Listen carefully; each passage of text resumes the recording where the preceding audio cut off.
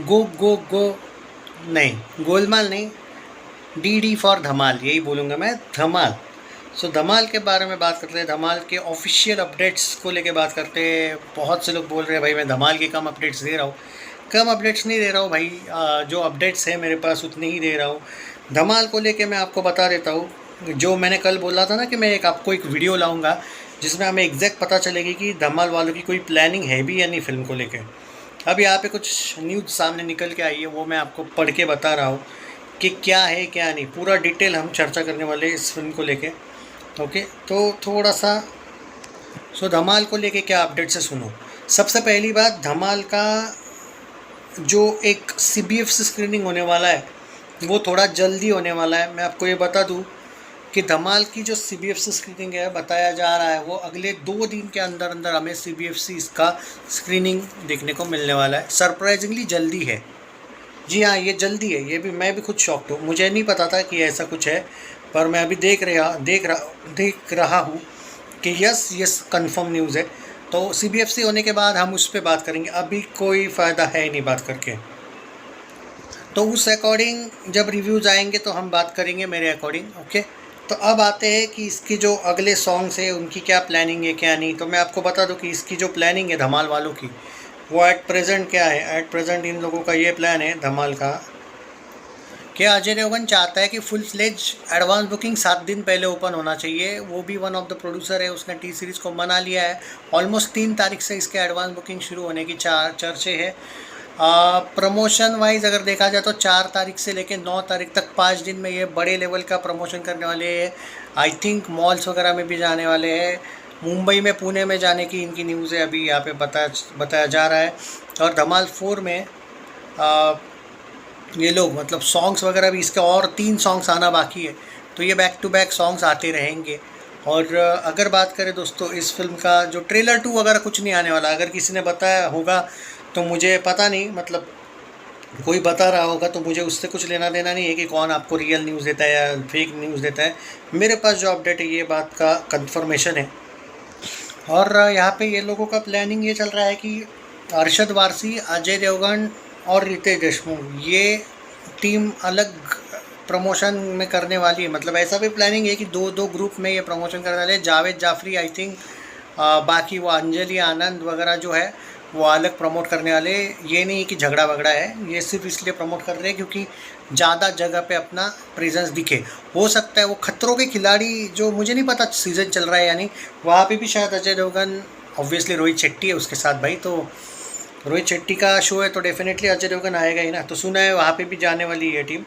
तो सब जगह पे इन लोगों का चर्चा चल रही है अभी जाने की। धमाल को लेके एक बात तय हुई है कि जो इसका बुकमा शो का इंटरेस्ट है वो भी अच्छा बढ़ते जा रहा है। और बहुत से लोग मुझे बोलते हैं भाई ये इंटरेस्ट रियल नहीं है, ये है वो है, 79.2 के हुआ है। एक बात बोलूँ क्या दोस्तों, देखो एक सीधी बात बोलता हूँ, एकदम प्रैक्टिकल बात है। बुकमा शो का इंटरेस्ट पे तुम बोट्स लगाओ या रियल हो, ओके, नहीं नहीं, मैं ये नहीं कह रहा कि बोट से या रियल है, वो उसका कुछ नहीं लेना नहीं। सीधी बात है, फिल्म चलनी ऑडियंस पर है। और धमाल 4 के रिव्यूज सच में ट्रेलर के अच्छे आए थे। मैं आपसे झूठ नहीं बोलूँगा, अगर ख़राब आते ना मैं बोलता ख़राब आए, नहीं आए थे। देखो अब बड़ा देश है, 100 में से भाई तुम 100 लोगों को ठीक खुश नहीं कर सकते, बट कम से कम 70-80% अगर अच्छे आ रहे हैं तो ये आपको बोलना पड़ेगा भाई कि। और एक बात, जो लोग बोल रहे कि क्या वेलकम टू द जंगल या अल्फ़ा तंग कर सकती है धमाल को, नहीं करेगी भाई, सीधी बात है। वेलकम की थीम अलग है, धमाल की अलग है, और उन दोनों में कम से कम 14 दिन का गैप है, ये भी बड़ी बात है। हाँ, यहाँ पे बीच में जो अल्फ़ा है वो वेलकम को तंग करेगी या धमाल को तंग करेगी, ऐसा मुझे इतना नहीं लगता, क्योंकि उसका पूरा अलग ऑडियंस है। वेलकम और धमाल का तुम कह सकते हो थोड़ा बहुत एक ऑडियंस है, लेकिन दोनों में 7 दिन का डिफरेंस नहीं, 14 दिन का फ़र्क है। तो 14 दिन बहुत होते हैं भाई। तो मुझे नहीं लगता है कि इतना ज़्यादा कोई असर पड़ेगा। और दोनों का फ्रेंचाइज फैक्टर है, दोनों के एक्टर्स ऑलमोस्ट 30-35 साल से इंडस्ट्री में, दोनों के एक्टर्स 4-4 फिल्में 7 साल में करते हैं, वो इशू नहीं है। बट यहाँ पे ये है कि होता क्या है मालूम है क्या, कि 2 कॉमेडी अलग अलग फ्रेंचाइजी वाली फिल्में हैं। वेलकम वाले ने बोलेगा कि मैंने वेलकम देखी तो धमाल की क्या ज़रूरत है, धमाल वाला बोलेगा मैंने धमाल देखी तो वेलकम की क्या ज़रूरत है।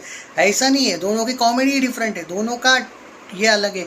एक में शूटिंग चल रहा है, ये लोग खजाने के पीछे है, तो कंपैरिजन नहीं है। कंपैरिजन तब बने कि एक तो डायरेक्ट क्लैश हो जाता या फिर एक वीक के बाद आती, तब थोड़ी मुश्किल थी। 14 दिन है, बीच में एक एक्शन फिल्म है, दो कॉमेडी के बीच में एक एक्शन फिल्म है, तो वो भी एक फ़ायदा है दोनों फिल्मों को। तो मुझे ये लगता है, हालांकि बजट्स वाइज फिर भी धमाल 4 थोड़ी सेफ लग रही है। तो पर बाकी सारी चीज़ों का अगर हम ध्यान देखें तो इसके ट्रेलर रिव्यूज़ बहुत अच्छे आए थे, और ट्रेलर रिव्यूज़ यूट्यूबर ने क्या दिए वो गए भाड़ में, जनता जनार्दन है, जनता ने अच्छे दिए, बात ख़त्म। तो आपको, मुझे नहीं लगता कि इतना ज़्यादा ओवर रिएक्ट करने की ज़रूरत है कि यार धमाल को लेके हम टेंशन, उल्टा धमाल 4 को लेके आपको टेंशन लेने की ज़रूरत नहीं है, ऐसा मुझे लगता है पर्टिकुलरली। सीरियसली बोल रहा हूँ मैं, क्योंकि धमाल 4 के पीछे अगर हम देखें, टोटल धमाल आई थी, जो थर्ड पार्ट शायद टोटल धमाल नाम था क्या उसका, तो टोटल धमाल के रिव्यूज़ उतने खास नहीं आए थे, फिर भी वो अच्छी चली थी। ट्रेलर के भी नहीं आए थे, पर इसके ट्रेलर की कंपैरिजन ट्रेलर धमाल 1 से हो रही है। आप समझ जाओ, इसने अर्न किया है वो रिस्पेक्ट। क्योंकि सोशल मीडिया पे 2019 के टाइम पे मैं नहीं था, ऐसा नहीं बोलूँगा मैं, पर मैं इतना ज़्यादा ट्रेलर वगैरह नहीं फॉलो करता, ट्रेलर रिव्यूज़ वगैरह करता था फॉलो। तो उस टाइम पे मुझे याद है, मतलब ट्रेलर वगैरह देखता था, लेकिन कभी कभी कुछ लोगों के रिव्यूज़ देखता था। तो धमाल 1 वर्सेस, और अजय देवगन के लिए चैलेंज था, उस टाइम पे लोगों ने लाइक नहीं किया था इसको, अजय देवगन को मिली थी धमाल, तो कुछ लोग उस टाइम पे क्रिटिसाइज़ कर रहे थे। लेकिन उसका जो एक हाइप था ना अजय देवगन का ऑलरेडी, कि भाई उसकी फिल्में सब सक्सेसफुल चल रही थी, तब मैं बोला था कि मिक्स रिव्यू आने दो तो फिर भी फिल्म चलेगी, देख लेना, चली थी। तो हाँ, उस टाइम पे तो मैं, मतलब दोस्तों में वगैरह जब चर्चा हुई थी तब मैं बोल रहा हूँ ये चीज़, तो चल गई थी भाई फिल्म। हाँ, उसमें ये बात है कि माधुरी दीक्षित अनिल कपूर का बहुत हाथ था, वो कपल लोगों को बहुत पसंद आया था, कॉमेडी ज़बरदस्त वो सिनेरियो दिखाया था, वो डिवोर्स वगैरह उनका कुछ सीन था, वो ज़बरदस्त लड़ते थे हमेशा, तो वो मज़ा आया था। पर वो डिफरेंट फिल्म थी। हालांकि सेकेंड हाफ लोगों को उतना खास भी नहीं लगा था उसका, वो जू वाला एंगल था वो, पर फिर भी वो चल गई थी क्योंकि हाइप बनी थी। और इसकी तो हाइप उससे भी ज़्यादा है, इसकी का ग्राउंड लेवल की हाइप, और ये सबसे सेफ है फिल्म। एक के बाद एक फिल्में आ रही, लेकिन इसके आगे कोई बॉलीवुड की बड़ी फिल्म नहीं आ रही है, तो ये इसको आगे अच्छा रास्ता है। तो अगर आप थोड़ा बहुत भी सपोर्ट कर लो ना भाई, तो ये सुपर हिट हो सकती है। तुम लोग हिट और एवरेज के पीछे भागो ही मत, इसको मौका है भाई वो।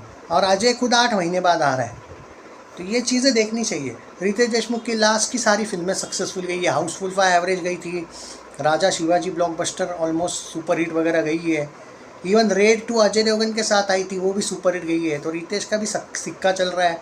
अजय की भले दे दे प्यार दे 2 नहीं चली, फ्लॉप हुई। सन ऑफ सरदार 2 तो डिज़र्व करती थी डिज़ास्टर होना, पर रेड 2 चली थी। और दे दे प्यार दे 2, अगर सन ऑफ सरदार 2 आती नहीं तो दे दे प्यार दे 2 भी हिट हो जाती भाई, एवरेज तो हो ही जाती। वो 7 करोड़ रह गई थी भाई, 7 करोड़ कर लेते तो वो एवरेज हो जाती, फ्लॉप नहीं होती। पर चलो, वो अच्छी फिल्म बेवजह फ्लॉप हो गई। एक घटिया फिल्म की वजह से दूसरी अच्छी फिल्म भी फ्लॉप हो सकती है, उसका एग्जाम्पल है सन ऑफ सरदार 2, दे दे प्यार दे 2। चलो, जो हुआ सो हुआ। बट अजय का भी इतना कोई बुरा सिक्का नहीं चल रहा है भाई, उसकी ठीक है, रेड 2 ज़बरदस्त गई थी, और रेड 2 वाला ही ये प्रोड्यूसर है, इस बार चलने के चांसेस ज़्यादा है। और ये सेफ आ रही है, इसके अगले वीक में कोई बड़ी फिल्म नहीं है, कम से कम बॉलीवुड की नहीं, हॉलीवुड की है मानता हूँ। सो आई थिंक देखते हैं, बाकी तो अपडेट देता रहूँगा। सॉन्ग आएगा बताया जा रहा है भाई अगले वीक में, और एडवांस बुकिंग की अगर अपडेट करूँ धमाल की ओवरसीज़ की, 27 तारीख को शुरू होने वाला है।